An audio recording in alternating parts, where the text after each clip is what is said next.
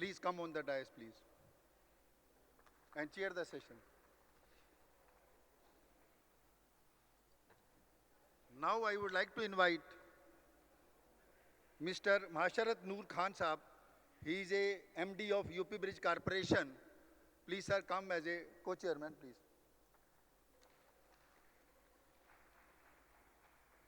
Now I would like to invite all the authors. Please come on the dais. Professor Mahesh Tandon, sir, Mr. Sarvagya Srivastav, and Shri Ashish Srivastav. चलो आप आइए sir, कोई बात नहीं, please. So our first speaker is Professor Mahesh Tandon ji, renowned expert in bridges in India. We have second speaker, Mrs. G. Kavita, or Professor Krishnamurthy, Shri B.R. Srinivas Murthy. Anyone author, please present. Please come on the dais.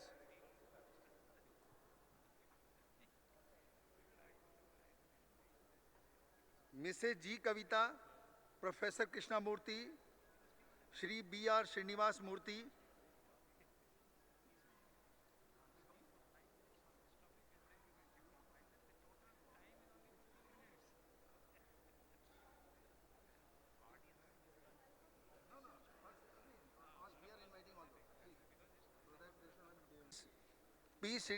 Shri P. Ravinder Rao, sir, if he is there, please come on the dais for the paper presentation. Next is speaker Shri J. Chandra Shekhar Reddy.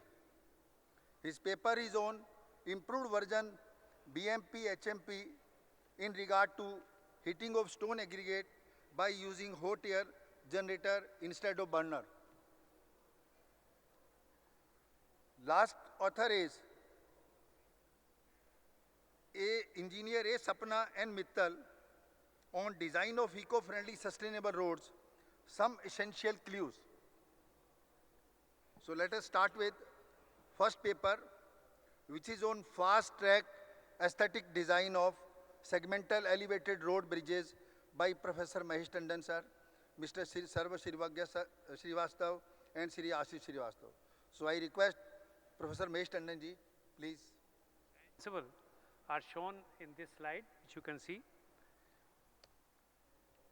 So, why is Barapula elevated corridor extraordinary?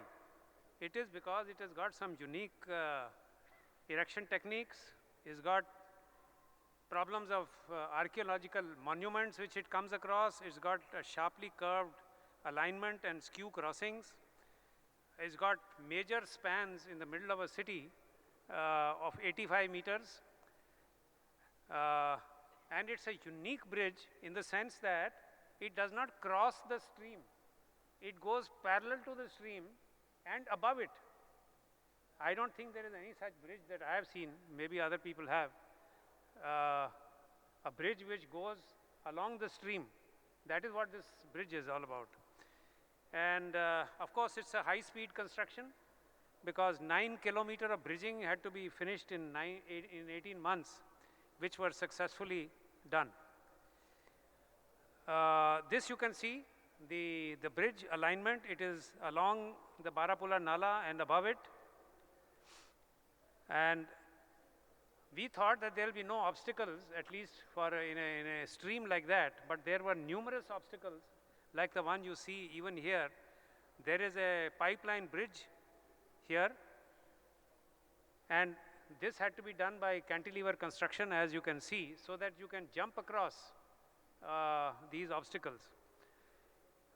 This slide shows you there are actually 3 phases of Barapula Nala or elevated road project. Phase 1 is from here to here.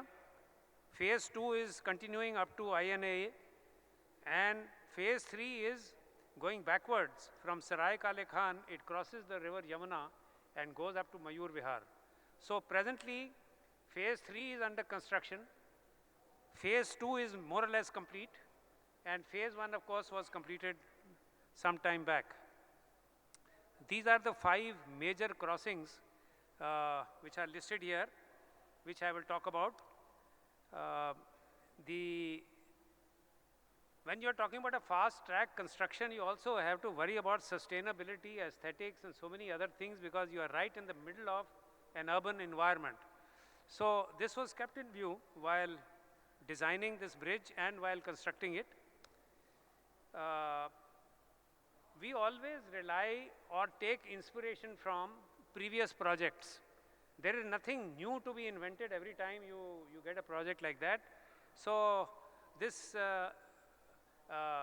crossing over obstacles is something which we had done many times before. Here you can see a bridge which is crossing the railway tracks. Here you can see it's crossing a flyover.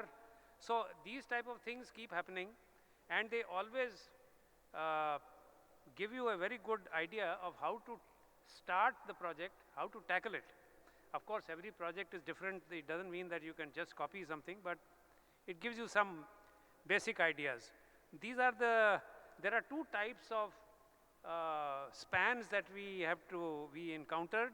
One is major crossings, which are spans are going up to 85 meters, and the others are standard spans, which the length of the span varies from about 20 meters to about 37 meters. And so we had to fit in everything. The secret of doing anything fast track is that you must standardize everything. So that is what was attempted here. Even the major spans, a number of things were standardized. If we talk about the standard spans, this is, for example, the 34-meter span, and you can see the bearing arrangement, which is shown here. You can see that cast in situ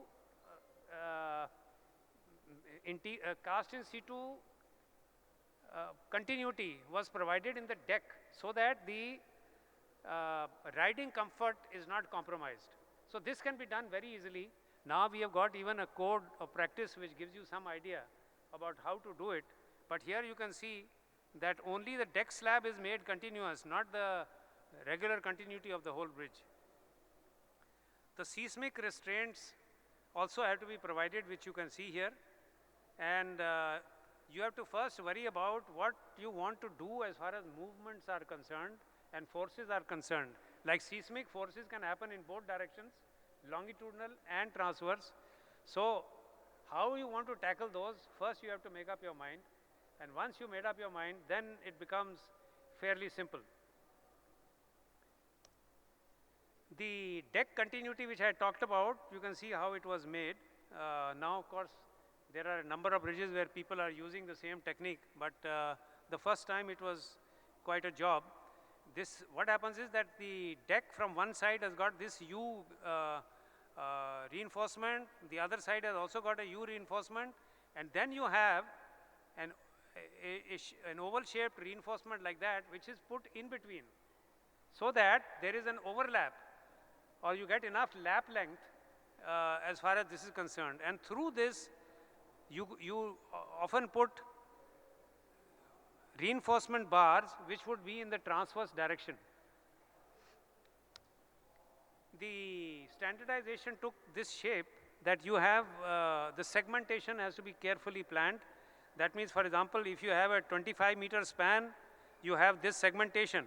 Now, when you have a 37-meter span, you got this segmentation. What has been done here is that the central three segments have been just taken out. The moment you do that, you know that all the segments can be precast in a modular fashion. So what you have done is, it's the same bridge, you have taken out the three segments in between and you made it the 37-meter span into a 25-meter span. The cable profiles are another thing which you have to be very careful about. When you take out these three segments, here the cable profile must be horizontal. Only then you will be able to take it out. So the cable profiles also, once you finished with this S5, which is the central segment, after that they can go up. But you don't have to start profiling the cables right from the center. Just go a little distance, whatever you want to do, and then you'll be sure what you are doing. The stacking was done, three-tier stacking was done in the casting yard. As you can see, the most difficult part of cast in situ, of precast segments is that you have to do match casting. So you cast one segment and the next one will be cast against it so that there is an exact replica of the image which you get on the other side. Or rather, you will get a mirror image of the whatever is the whatever you have here. So at the interface, it's extremely important to do this. The most important shutter is really this tunnel formwork in between, because you have to first put it in position, then you cast it, then you have to collapse it and bring it out. So this requires a little bit of thinking, and it's not so difficult now. So many bridges have been done of this type. Here you can see segments of various depths, because you got various spans. Even if you have the same span, 85-meter length, and it is made by cantilever construction, you will have different depth at the pier and different depth at the center. So this type of profiling has to be done, which can be done by this by segments of different depths. This is the end shutter, because these match cast joints, when you start making, you have to make sure that shear keys are put on one side, and the other side you are casting against it, so that you get something where the shear transfer can take place. So this is the technique by which we do it. The standard segments, you try to keep the weight as small as possible. In this case, it is 40 tons, and this is being transported. The normal way of constructing these segments is that, or any such structure, is that you bring the segment right below the point where you want to lift it, and then you put it in position, and then you join everything together. But when you come to major crossings, sometimes it is not possible. This is a segment, the biggest segment, for example, for the major crossings, which is 85 meters, is about 95 tons.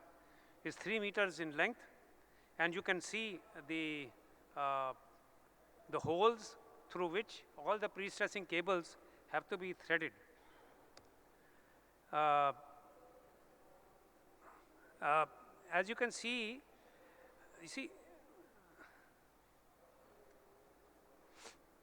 it is not always possible to bring the segment right below the point where you want to lift it.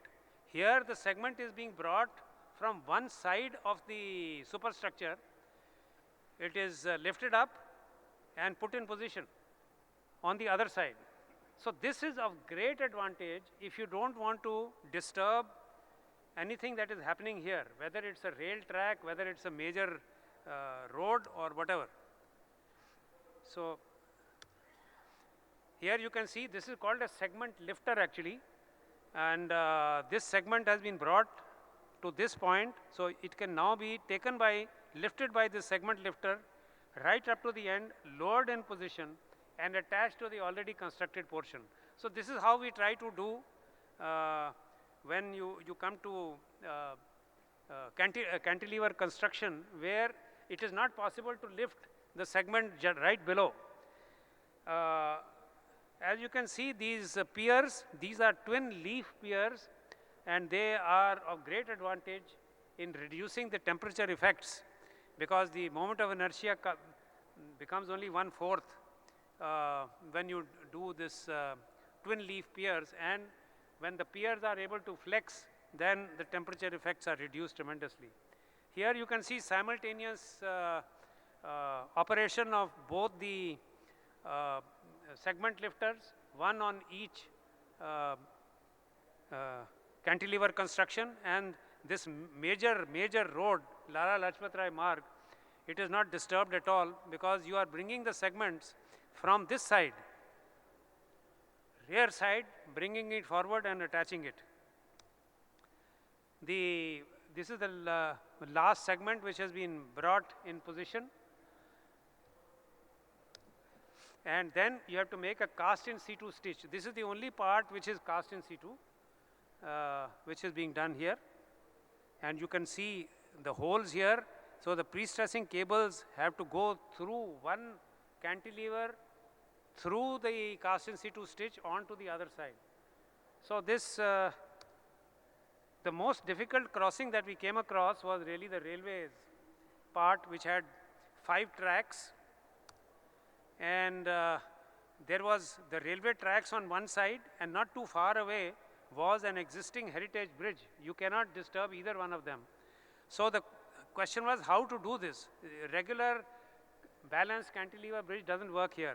So this part was done, the middle part was done in cast in situ, and then we did the cantilevering from this side, cantilevering from this side, and of course from here balanced cantilever can be done, as is obvious. The red arrows tell you which is the direction in which the cantilevering was done. This railways is always a problem, crossing railways. In this case, for example, they gave a block time of 2 hours at midnight on alternate days. So within that part, you had to do all what you want to do above. No activity is permitted in any part which is lying above the rail tracks. So this was quite a challenge, and I think it was finished just in time before the Commonwealth Games. Now, preservation of heritage structures is another very important issue. As you can see, this is the Khane Khana tomb, and the whole deck had to be raised, and the deck level here is something like 22 meters above the bed of the Nala, in order to make sure that the visual part of the tomb is not affected. So if you're traveling on Mathura Road, please remember to see this fantastic tomb. It's a heritage structure, and of course we made sure with some difficulty that if you make the bridge high enough, you will not disturb the view of the this tomb. So this project has received many awards, 7 of them which are listed here. Okay, sir, thank you very much for your kind attention. I hope I didn't overshoot. Professor Tandon, you have finished it. I invite the next speaker, study on permeability of granular subbase material by field and laboratory model by Ms. J. Kavita, Professor Krishnamurthy and B.S. Srinivasamurthy. Your time limit is 15 minutes. Yes. Just be within that. Thank you, sir. Good afternoon, everybody. I'm Kavita. I'm coming from Rasta Center for Road Technology, Bangalore. And I'm here to make my presentation on my research studies, which is on study on permeability of granular subbase coarse material by lab and field models.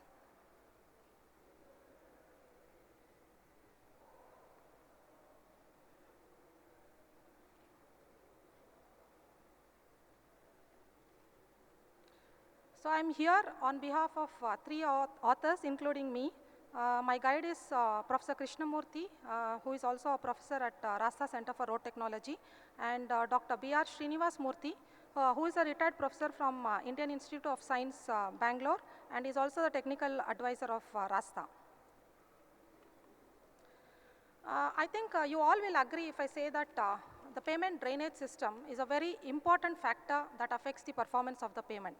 Because we have often seen that most of the payments are prematurely failing because of the poor drainage system. And we all know that we have a granular subbase layer that is provided within the payment structure, which is actually serving 2 purposes. One is it should serve as an effective structural layer, which no doubt it is doing, but it is also supposed to serve as an effective drainage layer. And here we are not sure whether it is really serving, because most of the premature failure of the payments, they have identified that the main cause is the ineffective drainage of the GSB layer. So in spite of providing a drainage layer within the payment structure, we are often finding this problem of early failure of the payment because of poor drainage.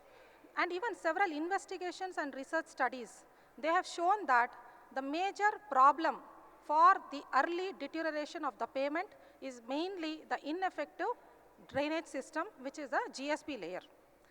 Even if you look at our IRC specification, MORTH, they recommend 6 gradations starting from grade 1 to grade 6. Out of these 6 grades, grade 4 and grade 3, they are the open grades, and the remaining grades are the dense grades.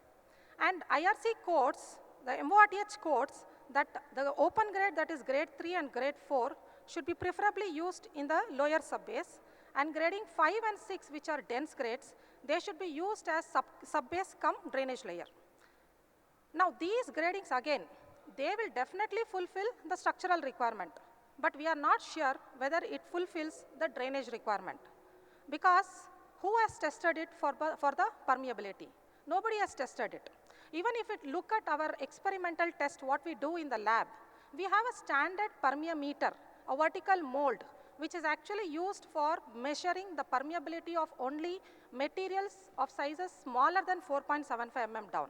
Now if you look at our GSB gradations, we have sizes above 26.5, and we don't have a means of measuring their permeability even in our laboratories. So therefore the need became to devise special equipments or permeameters to accommodate these GSP layers, which are having sizes greater than 26.5, and to test their permeability characteristics. Therefore we started with this research study. So the objective was to compare the permeability characteristics of different GSP mixes by both lab and field models, which were specifically devised for this purpose. And we drew the idea from some previous studies, that is from the literature what we gathered. If you look at the Department of Transport, that is University of Nottingham, they had developed a permeameter, a horizontal permeameter of size 1 meter by 0.3 meter by 0.3 meter to measure the horizontal permeability. So now in the field, we even in the experimental test what we now have, we can only measure the vertical permeability. There is no horizontal permeameter which we can use for measuring the horizontal permeability. So this device, this equipment what they had devised was used to measure the horizontal permeability of the various drainage layers. So we got inspiration, or we drew the idea from of developing a horizontal permeameter from these studies. So these are some literature what I have gathered, and even if we look way back even from 1989 and 1994 also, Sidergren, a famous author who has authored 2 books on the drainage characteristics of the highways and airfield payments, he says that a poorly drained payment, that is if it is not having effective drainage system, then the life of such payment can be reduced to 1/3 the life of a well-drained payment. And even the hydraulic conductivity, you can increase up to more than 40,000 times if we can use some coarse materials in our GSP layer. And the coarse material size, what he recommends, is between 12.5 to 25 mm size. And he says if we can use such coarse materials, the hydraulic conductivity can be not less than 3,000 meters per day to 30,000 meters per day. So definitely literature says that by using coarse aggregates, or you can say that by using non-plastic material, you can definitely improve the permeability of the GSP layer. Then of course, then the question arises, why then the payments are failing? Because of poor drainage. So we wanted to check the, conduct some laboratory studies and ensure whether these gradations what are given in the MORTH, whether they really meet the drainage requirements. So for all this, we have fixed the standard drainage requirement as 300 meters per day, which is given by the ASHTO specification, and which has also been included in the IRC specification recently in the various IRC codes also. So even if you look at way back in 1995, there was one paper that was published in IRC, again on the drainage characteristics, and here the National Highway Authorities of India, they had recommended using they had recommended a different gradation, that is they